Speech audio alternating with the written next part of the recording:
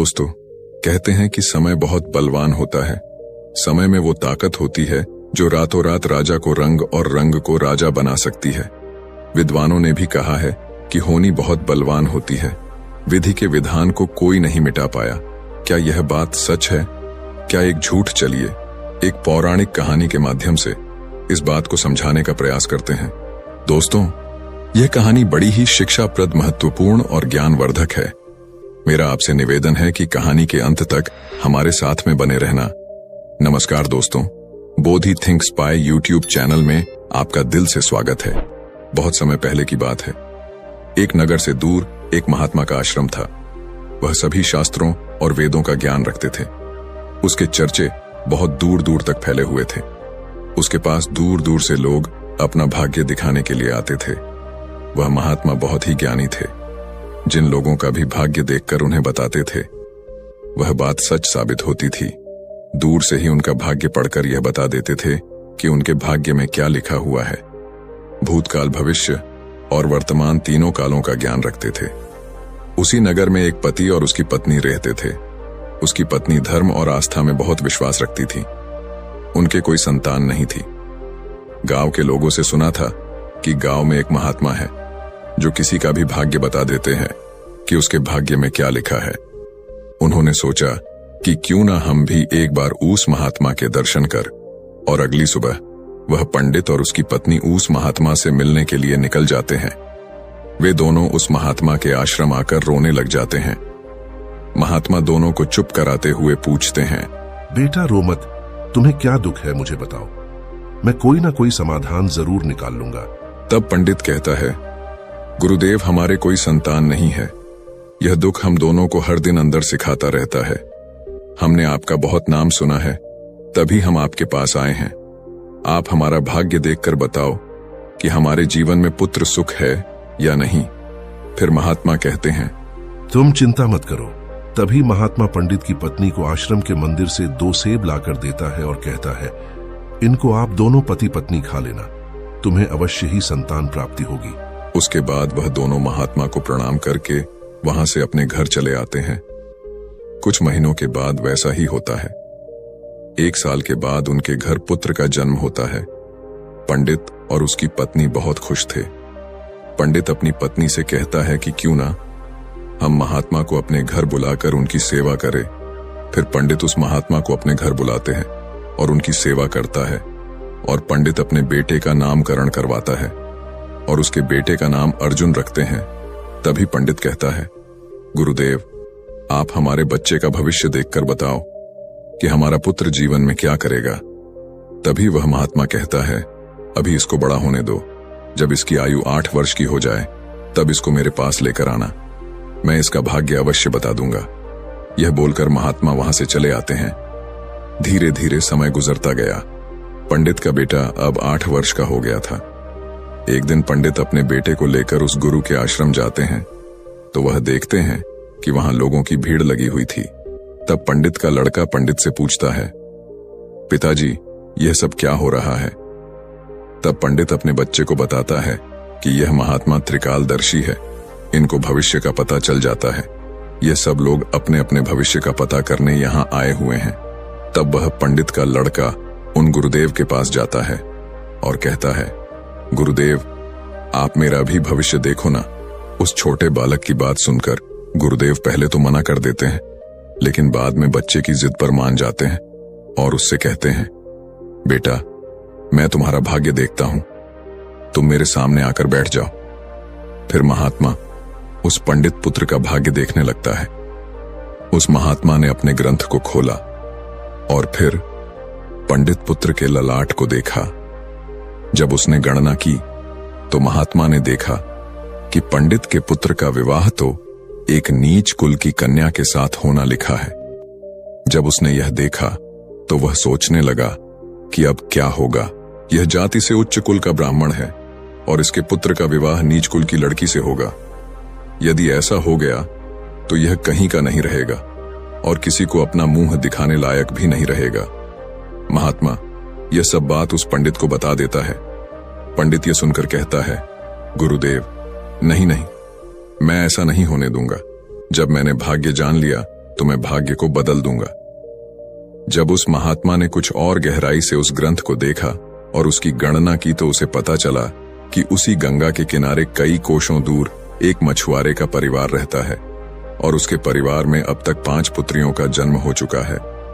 और जो मछुआरे की 5वें नंबर की कन्या है, जिसकी उम्र मात्र 3 साल की है और जिसका नाम उस मछुआरे ने शकुंतला रखा है, पंडित पुत्र का विवाह उस लड़की से होगा, ऐसा उसके पुत्र के भाग्य में लिखा है।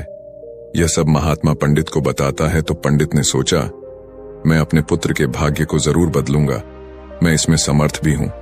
जब मैंने अपने पुत्र के भाग्य को जान ही लिया है तो मैं इसके भाग्य को बदल भी सकता हूं।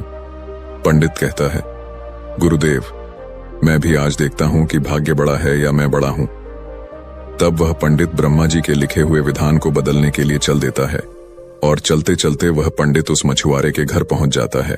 जब उस मछुआरे ने देखा कि उज्जैन के एक महान पंडित उसके द्वार पर खड़े हैं तो उस मछुआरे ने उस पंडित का बड़ा ही आदर सत्कार किया और कहने लगा, मुझ गरीब की कुटिया में आप पधारे हैं, यह तो मेरे लिए सौभाग्य की बात है। पंडित कहने लगा, हे मछुआरे, मैं किसी उद्देश्य से तुम्हारे पास आया हूं। मैं तुमसे यह जानना चाहता हूं कि तुम्हारे घर में किसी 3 साल की कन्या ने जन्म लिया है। तो मछुआरा कहने लगा, हाँ, हमारे घर में एक पुत्री ने जन्म लिया है जिसकी आयु अभी 3 वर्ष होगी। पंडित ने कहा, क्या उसका नाम शकुंतला है? तो मछुआरे ने कहा, जी पंडित जी, उसका नाम शकुंतला है। पंडित ने कहा, हे मछुआरे, मेरा गुरु त्रिकालदर्शी है, उन्होंने मुझे कुछ मंत्र दिए हैं। मैं तो इस रास्ते से जा रहा था तो मैंने देखा तुम पर तो बड़ा गौर संकट आने वाला है। जब तक तुम्हारी सबसे छोटी पुत्री तुम्हारे घर में रहेगी तब तक तुम्हें पुत्र की प्राप्ति नहीं होगी। यदि तुम अपने घर के आंगन में पुत्र खेलता हुआ देखना चाहते हो तो तुम्हें अपनी छोटी पुत्री को अपने घर से दूर भगाना होगा। पंडित के ऐसे वचनों को सुनकर मछुआरा बोला, पंडित जी, अभी वह तो नवजात बालिका है, उसकी आयु तो भी मात्र 3 वर्ष की है, मैं उसे ऐसी हालत में कहां छोड़ सकता हूं? पंडित ने कहा, हे मछुआरे, जब मैं तुम्हें यह बता सकता हूं तो मैं तुम्हारी सहायता भी कर सकता हूं। हे पंडित, उसे कहते हैं कि मेरी कोई पुत्री नहीं है। तुम एक काम करो, तुम अपनी इस कन्या को मुझे दे दो, मैं इसका पालन पोषण करूंगा और जब यह बड़ी हो जाएगी तो मैं अच्छा सा वर ढूंढकर इसका विवाह भी कर दूंगा। फिर वह मछुआरा पुत्र की लालसा में अपनी नवजात पुत्री को उस पंडित को दे देता है। पंडित मन ही मन बहुत खुश होता है और उस छोटी सी कन्या को लेकर चल देता है। चलते चलते वह पंडित सोचता है कि इस कन्या को मैंने मार दिया तो मुझे बाल हत्या का पाप लग जाएगा। फिर उस कन्या से छुटकारा पाने के लिए वह पंडित एक लुहार के पास जाता है और उस लुहार से एक लकड़ी का एक छोटा सा बक्सा बनवा है और उस बक्से में वह उस नवजात कन्या को सुलाकर नदी के जल में प्रवाहित कर देता है और पंडित सोचने लगता है कि यह बक्सा कुछ दूर ही जाएगा और अपने आप ही डूब जाएगा और यह लड़की भी मर जाएगी। इस तरह इससे मेरा पीछा छूट जाएगा और मुझे बाल हत्या का पाप भी नहीं लगेगा।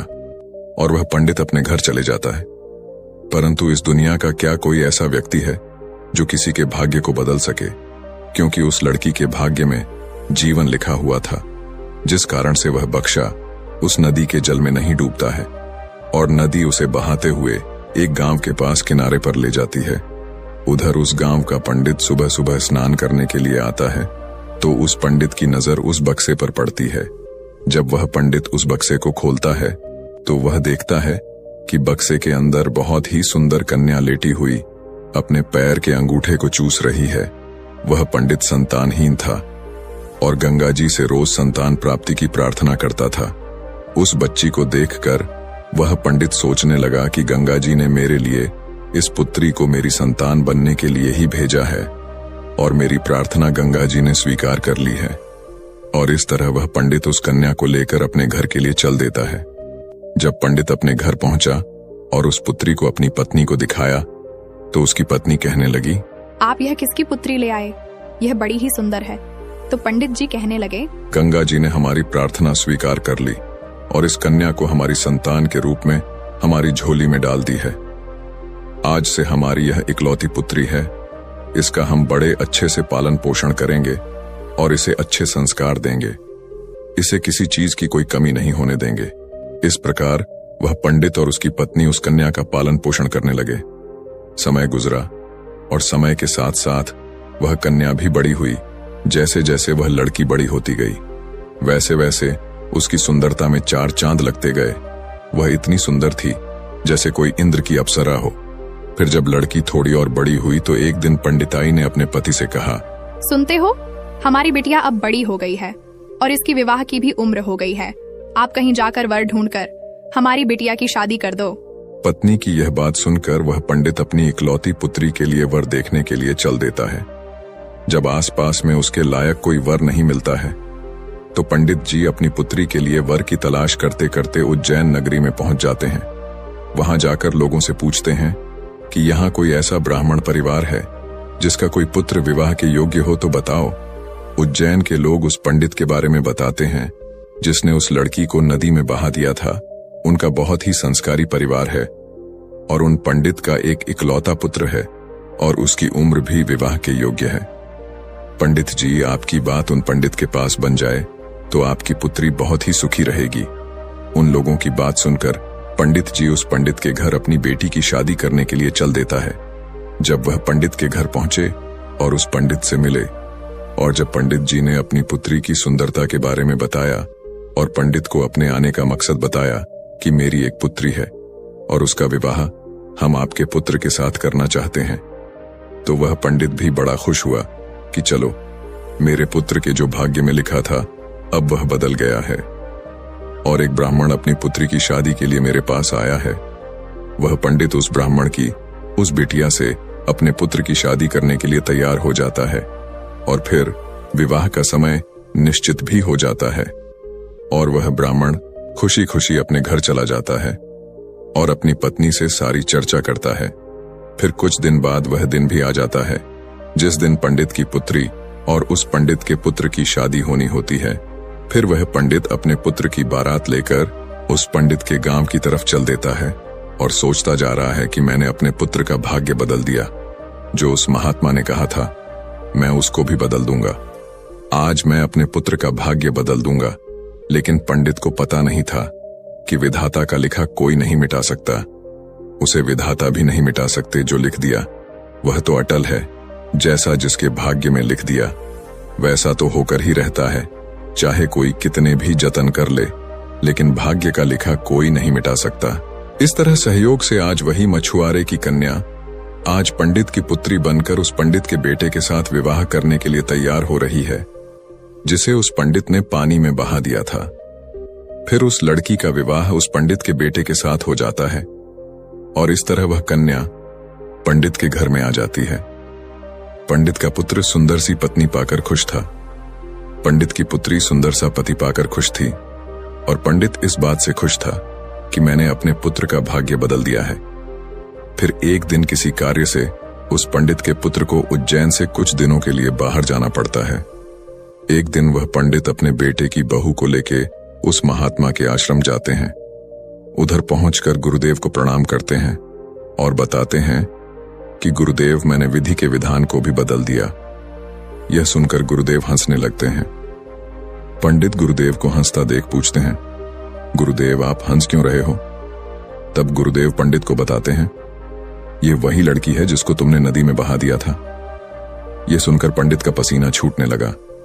उसने सोचा, यह तो वही मछुआरे की लड़की है जिसे मैंने मरने के लिए नदी में प्रवाहित कर दिया था। फिर ये मेरे घर में मेरी पुत्र वधू बनकर कैसे आ गई? उसने शकुंतला से कहा, पुत्री, तुम अपने पिताजी की इकलौती पुत्री हो ना? तो वह कन्या बोली, जी पिताजी, मेरे असली माता पिता तो बड़े दुष्ट थे। उन्होंने मुझे 3 वर्ष की अवस्था में ही गंगा में प्रवाहित कर दिया था और जो मेरे नए माता पिता हैं, इन्होंने मुझे नया जीवन दान दिया। जिस दिन से मुझे नया जीवन दान मिला है तब से यही मेरे माता पिता हैं।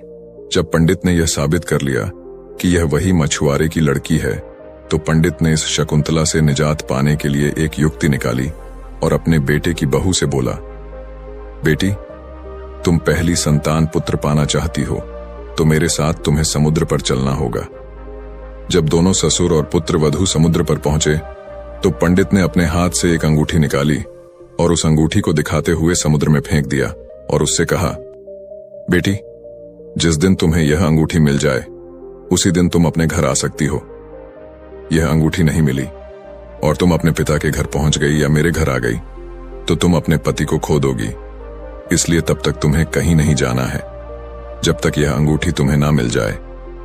यदि तुम मेरे वचनों को मानोगी तो तुम्हें अवश्य ही पुत्र की प्राप्ति होगी और तुम्हारा भाग्य भी जाग उठेगा। ऐसा कहकर वह पंडित उसको समुद्र के किनारे पर छोड़कर वापस अपने घर को लौट गया। शकुंतला ने काफी प्रयास किया लेकिन अंगूठी नहीं मिली। जब अंगूठी नहीं मिली तो वह बेचारी एक रास्ते की तरफ चल दी, क्योंकि ना तो वह अपने पिता के घर जा सकती थी और ना ही अपने पति के घर जा सकती थी। फिर चलते चलते जब वह आगे बढ़ी तो सामने से एक राजपूताना परिवार आता हुआ दिखाई दिया जो अपने गांव की तरफ जा रहा था। जब उस राजपूत परिवार ने उस लड़की को देखा तो कहने लगे, बेटी, इस जंगल में तुम अकेली कैसे घूम रही हो? यहाँ तो बहुत ही जानवर रहते हैं। तो वह कन्या बोली, क्या बताऊं, मैं विपत्ति की मारी हूँ और मेरा इस दुनिया में कोई नहीं है। तो वह राजपूत परिवार बोला, बेटी, अगर तुम चाहो तो हमारे साथ चल सकती हो। जब शकुंतला ने यह सुना तो वह सहज गई, उनके साथ चलने के लिए तैयार हो गई। इस तरह शकुंतला को उस राजपूत परिवार ने अपने घर खाना बनाने के लिए रख लिया। जो राजपूत परिवार का मुखिया था वह उस पंडित का बहुत ही घनिष्ठ मित्र था। कुछ समय बाद उधर जब पंडित का लड़का अपने घर आया और उसने अपने पिताजी से शकुंतला के बारे में पूछा तो पंडित ने झूठ बता दिया कि गंगा स्नान करते समय तुम्हारी पत्नी शकुंतला डूबकर मर गई। जब पंडित के लड़के ने यह सुना तो उसे काफी दुख हुआ। उधर राजपूत परिवार जिस गांव में निवास करता था उस गांव का एक पंडित अपने लड़की का रिश्ता लेकर उसी पंडित के घर पहुंच गया। उस पंडित ने पंडित से जब अपनी पुत्री के विवाह के लिए प्रस्ताव रखा तो पंडित ने उस पंडित से कहा, हम अपने पुत्र के साथ तुम्हारी पुत्री का विवाह तो कर लेंगे, लेकिन विवाह से पहले हम तुम्हारी पुत्री को देखेंगे और उसके बाद ही विवाह करेंगे। क्योंकि पंडित को डर था कि कहीं मछुआरे की वही कन्या फिर से विवाह ना कर ले जो उसके लड़के के भाग्य में लिखी है। वह पंडित उस पंडित की शर्त मानने के लिए तैयार हो गया और अपने गांव को वापस लौट गया। अब पंडित अपने पुत्र के लिए लड़की देखने को उस पंडित के गांव की तरफ चल दिए। उधर जो अंगूठी उस पंडित ने समुद्र में फेंकी थी उसे एक मछली निगल गई। एक दिन किसी मछुआरे ने समुद्र में जाल फेंका तो उसे वही मछली मिली जो अंगूठी निकल गई थी। उस जाल में वह फंस गई। मछुआरा पकड़ी हुई। मछली को बेचने के लिए वहीं पहुंच गया जहां वह राजपूत परिवार रहता था। परिवार के मुखिया को मछली खाना बहुत ही पसंद था, इसीलिए उस राजपूत ने उस मछुआरे से उस मछली को खरीद लिया और उस मछली को ले जाकर शकुंतला से कहा, बेटी, क्या तुम मेरे लिए मछली पका दोगी? तो शकुंतला बोली, जी पिताजी, मैं मछली तो नहीं खाती हूं, लेकिन आपके लिए जरूर बना दूंगी। इस प्रकार वह मछली लेकर रसोई में काटने लगी। जब शकुंतला ने उस मछली को काटा तो उसके पेट में से वही अंगूठी निकलकर जमीन पर गिर पड़ी। जब शकुंतला ने उस अंगूठी को देखा तो वह पहचान गई और अंगूठी पाकर बहुत खुश हुई। उधर वह पंडित अपने पुत्र को लेकर पंडित के गांव में पहुंचा और अपने बेटे से कहने लगा, हे पुत्र, इस गांव में हमारे घनिष्ठ राजपूत मित्र रहते हैं। पहले हम उनके पास चलते हैं, उसके बाद हम तुम्हारे लिए लड़की देखने पंडित जी के घर जाएंगे। पंडित के बेटे ने जब अपने पिता के ऐसे वचनों को सुना तो वह बोला, पिताजी, जो आपको अच्छा लगे वैसा ही कीजिए। फिर वे दोनों उस राजपूत के घर पहुंचे। राजपूत ने जब अपने मित्र पंडित को आते हुए देखा तो वह भी बहुत खुश हुआ और उनका पहले की भांति आदर सत्कार किया। आदर सत्कार करके उन्हें अपने पास में बिठाया और उसने शकुंतला को आवाज दी, बेटी, हमारे मित्र आए हैं, जरा उनके लिए पानी का इंतजाम करो। जब शकुंतला पानी लेकर आई तो शकुंतला ने पंडित को देखा, पंडित ने शकुंतला को देखा। फिर जब पंडित के लड़के ने शकुंतला को देखा तो वह कहने लगा, पिताजी, आपने मुझसे झूठ क्यों बोला कि शकुंतला मर गई? मेरी पत्नी तो जिंदा है और यह आप जानते हैं, और यह जानते हुए भी आपने मेरा विवाह किसी अन्य लड़की से करने की कैसे सोची? तो वह पंडित दुखी मन से कहता है, पुत्र, मैं भटक गया था। मैं विधाता के लिखे भाग्य को बदलने के प्रयास में इतना नीच कर्म कर बैठा कि कुछ पूछो ही मत। फिर उसने पूरी कहानी सभी को सुना दी और कहने लगा, मुझे अपने ऊपर कुछ ज्यादा ही घमंड हो गया था, जो विधाता के लिखे को मिटाने चला था। मैंने लाख कोशिश की, लेकिन हुआ वही जो तेरे भाग्य में लिखा था। यह कहकर उसने अपने बेटे की बहू से माफी मांगी और आदर सत्कार से उसे घर लेकर गए। दोस्तों, विधि के विधान को कोई बदल नहीं सकता, जो लिखा होता है वह जरूर होता है। दोस्तों, आपने आज के इस वीडियो से क्या सीखा, वह मुझे आप कमेंट में बता सकते हैं। इसी के साथ में उम्मीद है कि आपको आज की वीडियो पसंद आई होगी, तो इस वीडियो को उस इंसान को शेयर करें जिससे यह कहानी सुनने की जरूरत है, और उसी के ठीक बाद चैनल को सब्सक्राइब करें।